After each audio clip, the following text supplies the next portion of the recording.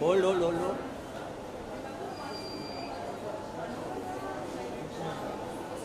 1 second hold. Ma'am यहाँ camera में look camera. ये स्टैंडी के पीछे करो ना, ये इसके पीछे।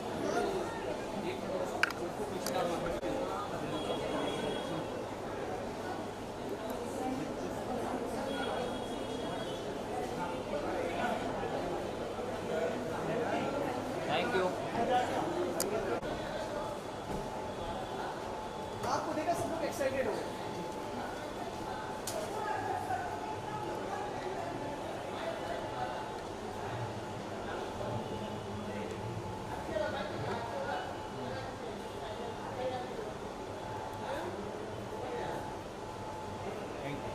Thank you. Thank you so much.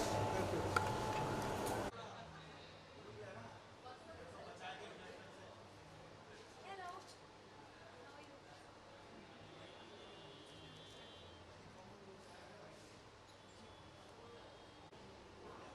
Are you?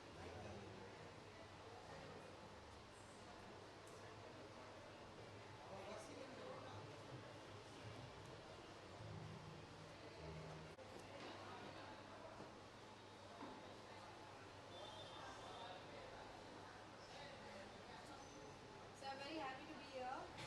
I think it's the sign of true artist, a true legend. उनकी 89th बर्थडे पर हम सब आ रहे हैं उनका गाना सुनने. It's a blessing, it's an honor, and I'm looking forward to the evening. Thank you.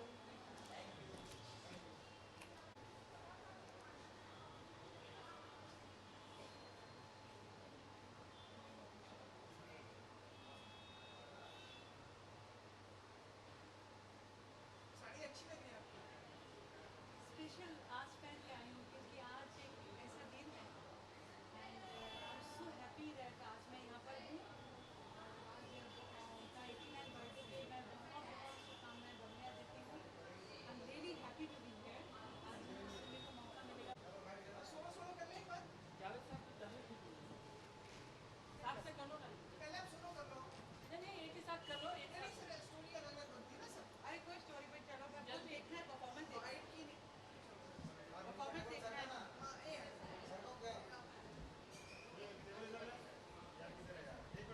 नहीं हो रहा। इधर बोलना है क्या? हाँ ये सब अलग आज का अरेंजमेंट अलग।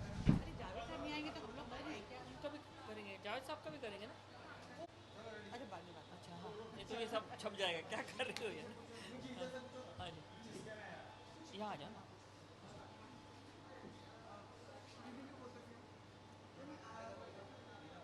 89 साल की उम्र में फिलहाल एक बहुत ही हम लोगों के लिए सौभाग्य की बात है कि पंडित जी परफॉर्म भी करते हैं, हमारे साथ में भी हैं और बिल्कुल हमें इंस्पायर भी करते हैं हर जगह। कभी समवेयर हर एक म्यूजिशियन को इंस्पायर करते हैं। आपसे सहमत है? बहुत बड़ा उनसे बहुत ज़्यादा इंस्पिरेशन मिलता है सब कलाकारों को. और कोई ऐसा कलाकार जिसका रियाज बहुत तगड़ा हो, जो बहुत ही पक्का पका हुआ, मतलब जैसे अब हम लोग क्या बोलें, सबको पता है पंडित जसराज जी का क्या ओहदा है. ऐसे ही कलाकार इतने समय तक गा सकते हैं. मतलब अदरवाइज अगर आपका आपका के रियाज में वो बात ना हो तो 89 की एज तक गाना गाना कुछ बड़ा मुश्किल काम है.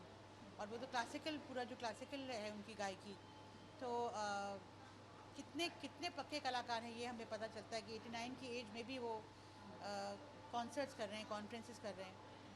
बस 90 साल के होने वाले हैं. तो हैट्स ऑफ टू हिम. और हम सब तो उनके बहुत कायल हैं, उनके बच्चे हैं, उनसे इंस्पिरेशन लेते हैं, उनका आशीर्वाद चाहते हैं ज़िंदगी में. और उनका इतना भी हमें उनसे थोड़ा मिल जाए कुछ गुण या कुछ सीख, तो वो हमारे लिए बहुत बड़ी बात है. मुझे आप बताना चाहिए कि उनकी विशेष कंपोजिशन जो मतलब बहुत प्रभावित करती है, वो आपके म्यूजिक में भी कहीं आपको कहीं इंस्पायर की गई हो? बिल्कुल, देखिए हम तो सीखे ही उनसे हैं। मैं तो भतीजा हूँ, जैसा आप जानते हैं। मेरे फादर उन चाचा जी के बड़े भाई हैं, तो हम एक ही फैमिली से हैं। और जो आज जो बच्चे गा रहे थे वो हमने भी बचपन में सीखा है वही। तो इंस्पिरेशन तो बहुत उनसे हमेशा ही रहा है। वो हमारे फैमिली के पिलर हैं। और आप देखिए 90 साल के होने जा रहे हैं वो, और अभी तक वो गाते हैं। और मुझे लगता है कि यही एक चीज़ है जो जो वो करते रहते हैं, यहाँ से वहाँ जाते हैं, काम करते रहते हैं। इसी चीज़ से उनको खुशी मिलती है और उनका जीवन आगे बढ़ता है। तो हम तो यही प्रार्थना करते हैं कि वो हमेशा हमको गाते हुए ही दिखें और हंसते हुए दिखें और हमेशा उनसे सीखने का मौका मिले। मैं तो अपने आप को बहुत भाग्यशाली मानता हूँ, मुझे उनको गंवाने का भी कई बार मौका मिला है। हालांकि वो गाते नहीं हैं, मगर मैं जब जाता हूँ तो ऐसे ऐसे करके गा ही देते हैं मेरे लिए। और बहुत अब मैं ये कहूँगा कि इस समय ये एक वाहिद अपने हिसाब के एक ही इंसान है पूरे दुनिया में, और इनके लेवल का आर्टिस्ट अब नहीं है। सब जो थे बहुत महान, जो हमारे थे रविशंकर वगैरह बड़े बड़े कलाकार थे, वो सब ख़त्म हो गए हैं। तो हमारा बड़ा सौभाग्य है कि आज हमको उनको देखने का यश प्राप्त हो रहा है, और बहुत प्रार्थना है उनसे कि भगवान उनको आयुष्मान रखे। धरोहर है हमारी, हमारे भारतीय संस्कृति, भारतीय म्यूजिक, भारतीय संगीत की धरोहर है। जी। Thank you so very much. और सारी ज़िंदगी इन्होंने डेडिकेट करी है अपने म्यूज़िक को, और इतने सिंपल सादे इंसान हैं, बहुत ही सिंपल इंसान है, लेकिन जितने वो सादे इंसान है उतनी ही बड़ी उनकी गायकी है। तो ये एक बहुत उच्च कोटि के कलाकार ही इस तरह के होते हैं, जो विनम्र होते हैं लेकिन उनकी कला बहुत बड़ी होती है। Thank you so much.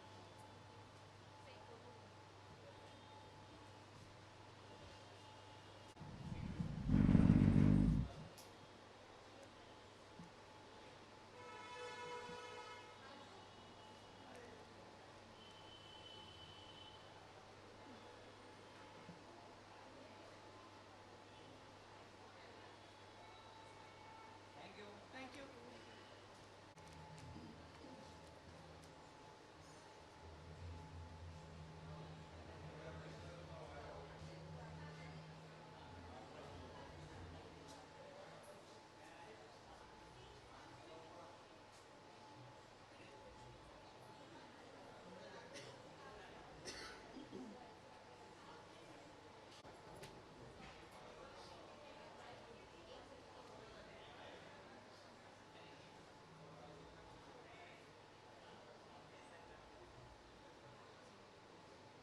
Since it's a moving camera, we can take each other in the screen.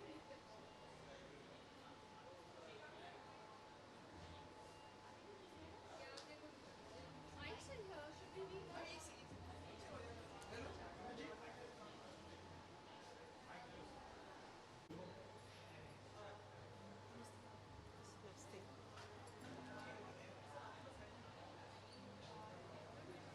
ये निश्चित ही हम सबके गौरव की बात है कि पंडित जी के जन्मदिन के ऊपर एक कार्यक्रम आयोजित किया जा रहा है। इसका विचार कैसा है आपको? कंसेप्ट आप ही का है इसमें?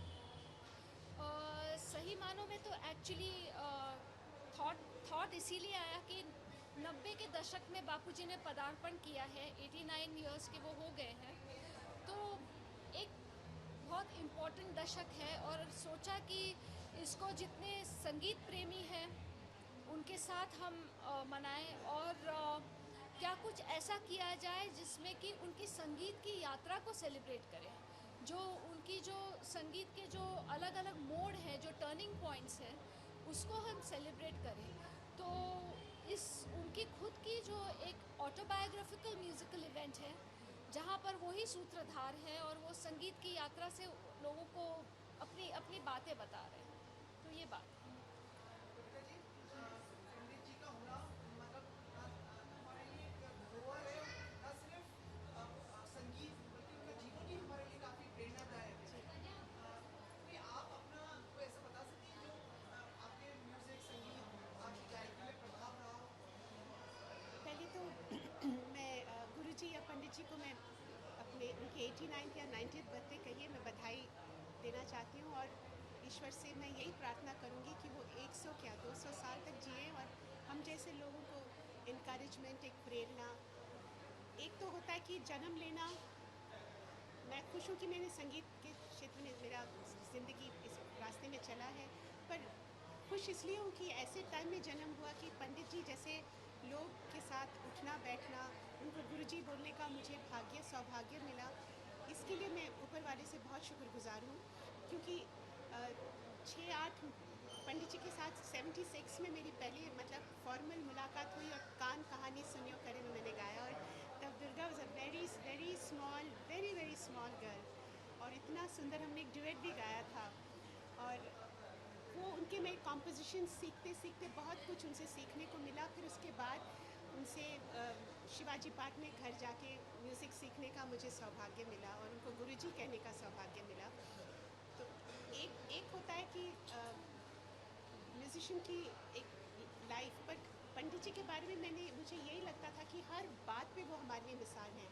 जिस तरह से एक उनका पर्सनालिटी, जो प्लेजेंट पर्सनालिटी, उनका एब्सोल्युटली ग्रेट सिंगिंग, उनका बातचीत करने का ढंग, उनकी बहुत बहुत प्यारा मुस्कुराहट, हर चीज़ से वो मतलब हम I think we were all absolutely मतलब उनको देखते रहते थे और we were absolutely fascinated by him, by his music, by his personality. और सबसे फॉरमोस्ट मैं ये कहूँगी कि वो 90 इयर्स, 100 इयर्स, 150 इयर्स, जितने साल वो गाएंगे, उनका म्यूज़िक में एक ऐसी चीज़ है जो स्पिरिचुअलिटी है। जब तक म्यूज़िशियन के अंदर स्पिरिचुअलिटी हो, वो सिंगिंग कुछ म्यूज़िक से भी मुझे लगता है म्यूज़िक से भी ऊपर वो बात है जो पंडित जी के अंदर है, एक स्पिरिचुअलिटी है। And I think I am fascinated by the spirituality in his singing.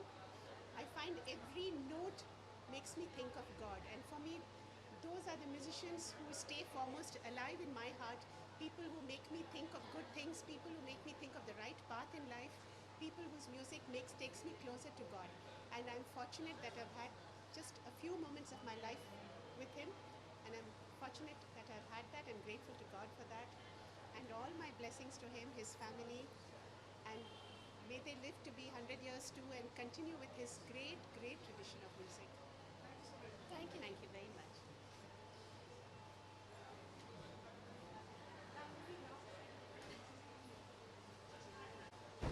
वो बहुत वेरी बैड थ्रोट है जी।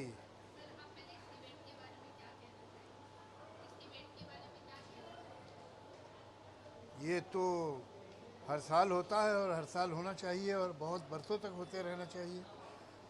पंडित जी जो है वो एक महान संगीतकार गायक तो है ही हैं।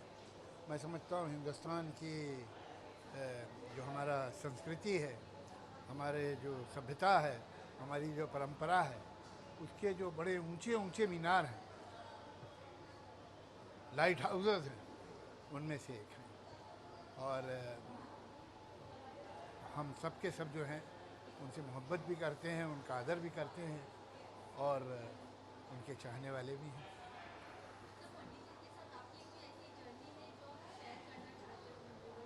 जी हाँ, हमने कुछ कई बड़े दिलचस्प काम एक साथ किए हैं। एक हम लोगों ने एक तिरंगा नाम का एक प्रोग्राम किया था और करते रहे, कई बार किया है उसे, जिसमें मेरी 5 कविताएं हैं और वो तिरंगे के बारे में हैं, लेकिन उसमें तिरंगे का कहीं देश का और इस तरह की जो बातें होती हैं उसका जिक्र नहीं, बल्कि एक दूसरी तरह से उसे लिया है कि जैसे सबसे ऊपर जो रंग है गेरुआ, उस पर एक कविता है। उस रंग के बारे में हम जब सोचते हैं तो हमें देश में कहाँ कहाँ दिखाई देता है, तो उसका जिक्र है। फिर एक कविता है सफ़ेद पे, फिर एक कविता है हरे रंग पे, फिर एक कविता है चक्र पे। तो ये जो मैं एक एक कविता पढ़ता हूँ और एक एक मैस्ट्रो उस पर अपनी म्यूज़िक से परफॉर्म करता हूँ। जब मैं श्वेत, सबसे पहले जो है मैं उसे पहले तो वो नारंगी पढ़ता हूँ, तो नारंगी पे पंडित जी एक 10 मिनट 15 मिनट अपने सुरों से, अपनी रागदारी से उस नारंगी रंग को दिखाते हैं। उसके बाद फिर जब मैं श्वेत पढ़ता हूँ सफ़ेद, तो उसके ऊपर कभी हरिप्रसाद चौरसिया जी होते हैं, कभी शिव कुमार शर्मा जी होते हैं जो उसे दिखाते हैं। फिर उसी तरह से हरे रंग पे एक मैस्ट्रो, फिर वो जो तबला है उस पर अक्सर हमारे जाकिर साहब तबले से वो चक्र को बनाते हैं और आपको चक्र दिखाई देने लगता है। और उसके बाद फिर इनकी एक जुगलबंदी होती है, जिसमें समझिए कि एक तरह से नारंगी रंग व सफ़ेद रंग और हरा रंग और चक्र एक दूसरे से मिल रहे हैं, और मिलते मिलते फिर उसकी जो क्लाइमेक्स होता है उस पर मैं एक कविता जिसमें ये सारे सिंबल्स को जोड़ के वो कविता बनी। तो उसमें हम कहीं कोई डायरेक्ट बात नहीं कहते, लेकिन आपको जब तक ख़त्म होता है प्रोग्राम तिरंगा दिखने लगता है। तो एक तो ये प्रोग्राम था, और एक और हमने किया था कुछ लोगों के लिए, एक टैगोर का एंथम जो साइंस एंथम उन्होंने लिखा था, उसे मैंने हिंदी में ट्रांसलेट किया था उसी ट्यून पे जिसमें वो गाया जाता है बंगला में, और उसको पंडित जी ने गाया था।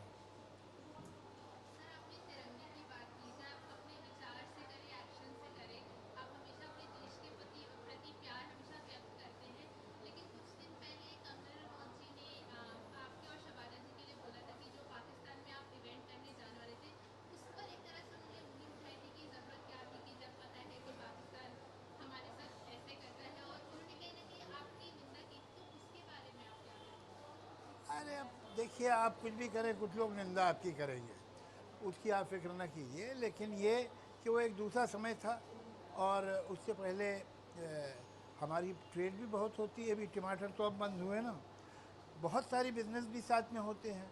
यहाँ एम्बेसी है और वहाँ एम्बेसी है, तो अब आप इस पर ऑब्जेक्शन नहीं करती, ये एम्बेसी क्यों रखा हुआ है, ये काउंसलेट क्यों है, ये ट्रेड क्यों हो रही है, ये सिर्फ शो बिज़नेस पे इतना नज़ला क्यों गिरता है। और सबसे पहले शो बिज़नेस ही रिएक्ट करता है, हम ही लोग सबसे पहले पीछे हटते हैं। जो म्यूज़िक के लोग हैं, ड्रामा के लोग हैं, थिएटर के लोग हैं, फिल्मों के लोग हैं, हम तो फ़ौरन रिएक्ट कर देते हैं। लेकिन बाकी तो जो बिज़नेस बंद होते होते तो वक्त लगता है कि नहीं।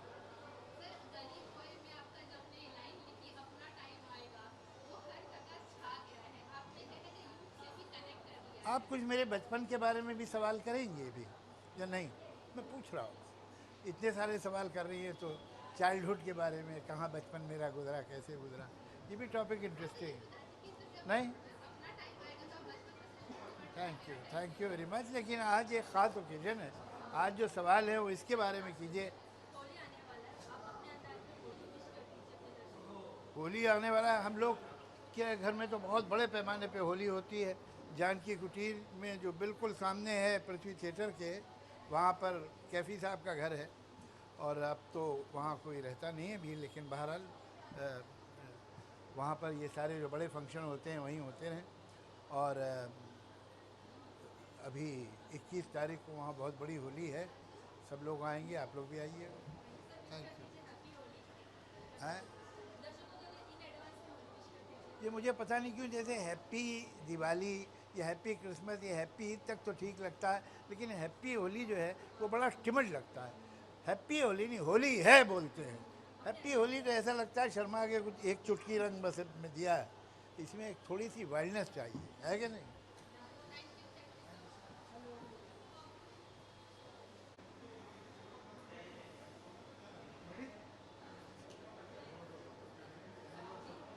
जी,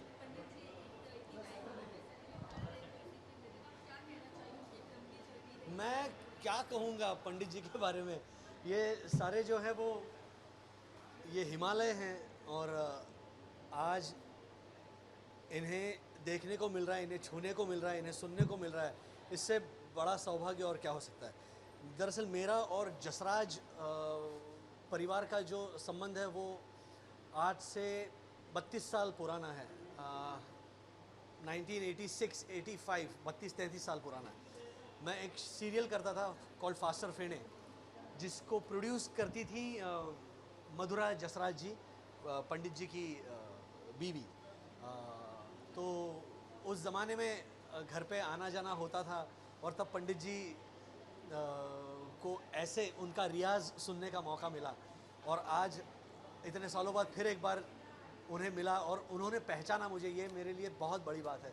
तो मैं बस यही कहना चाहूँगा कि उनके इस जन्मदिन के अवसर पर मैं उनको ढेर सारी बधाई देता हूँ, और उन्हें उत्तम स्वास्थ्य मिले, और बस उनकी आयु बढ़े। जय हिंद। Thank you.